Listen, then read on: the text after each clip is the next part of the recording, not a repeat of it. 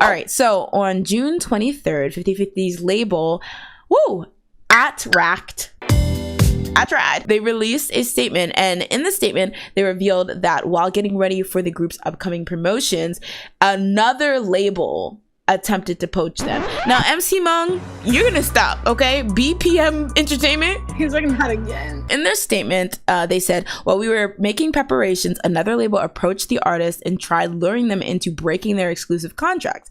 This outside party, through slanderous allegations towards us, has been luring the artists into making a mistake by ignoring their legal contracts and signing with them. They mentioned how this attempt would possibly affect the fan support for the group, but it could tarnish the image of a group that's only debuted 7 months ago and can seriously harm K-pop as an industry, in that it's promoting, breaking legal contracts. They continued, while it is difficult to hold back the anger over the illegal act committed by the external party in order to rob the miracle created by a small, helpless label, we will respond boldly with emotion and will fight to the end to hold them legally responsible. Additionally, on June 25th, an exclusive interview with the Korean news outlet Sports Chosen, the CEO of Attract said that they're currently receiving more information about the identity of the external forces that are trying to poach 50/50. Though it will be hard since they're a small label, they'd be taking action. He continued, even now, what I'm most worried about is the 50/50 members who will be hurt by the situation. I hope they will return as soon as possible to their agency and gradually move forward with the projects that we have been in the process of preparing. I think this is interesting because, first of all, CBX outsold, because tell me why they just trended being poached. I think it was true. Oh, that's kind of true. Doing it since last year, so. Oh my god. As much as yes, this is shady, for some reason I don't like this statement at all. It almost seems like a threat, the way that this is said. And yes, I get it with the way that exclusive contracts work. It would be, we've already seen in the True situation, whatever, it's deemed illegal to have tried to talk with somebody before your contract ended. But the way that they're like, oh, this will mess with their fan support and this will tarnish a 7-month group who, came from a small label, was able to get a miracle and stuff. It really seems like guilt tripping. And maybe the 50/50 members were never actually going to be poached. They don't care. They never were seriously taking this as a whatever. But it really just gives me, and if you ever thought you were going to, here's what's actually going to happen. You're going to look like, horrible people because here's a small label that had your back and got you to stardom and you're just going to ditch them. How would you look at 50/50 if, say, Big Hit was like, hey girls, and they went with Big Hit? Or maybe not Big Hit because the way you twisted your face.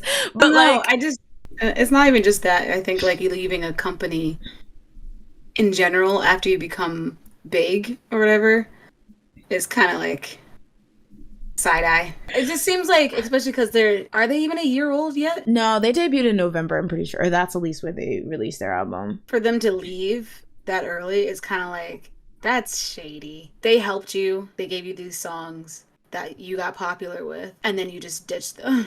It's kind of when you get popular, you have your friends, and you're normal.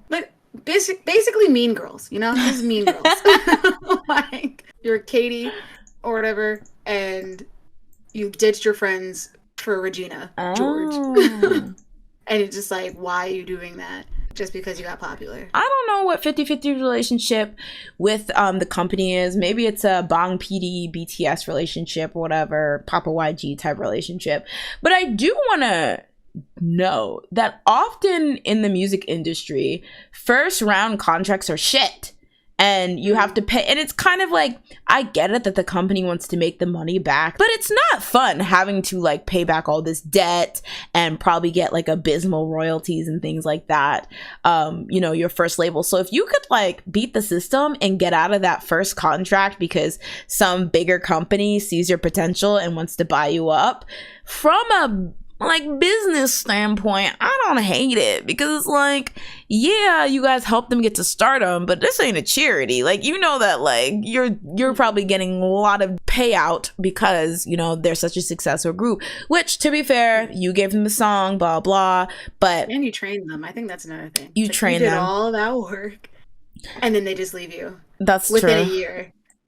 I mean, listen. That would like so it kind of makes me understand why they phrased it the way they did, where they're like, you're gonna make us like you're just gonna leave us like that? Us, little poor us, like you're our only group, our first that's group, fair. and then you just ditch us. I get it. Yeah. That kind of sucks if you were just trying to get these girls off the ground. But again, it's just like, well, you're getting like, this is not a charity. You're getting money for this and stuff like that. And that was your thing. Like if they were flopping, I'm sure, you might have tried to make them work. But, if they're flopping beyond belief, you would just be like, well, girls, we're going to have to disband or get you out of here or something like that.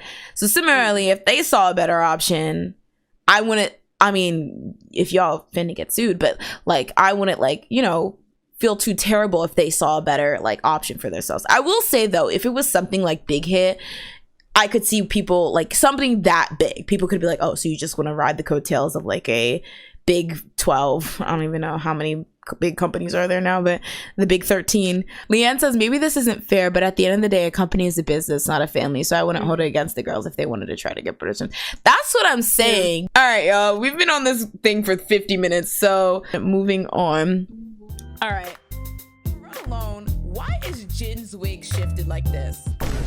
He is wearing a three-pay. It kind of looks like not even a two-pay. He's wearing a three-pay. Yeah, I know. I really had to like double check. I was like, now why does it look like, I don't know, some kind of Wattpad Photoshop cover? No. Because it shifted. No, Wattpad.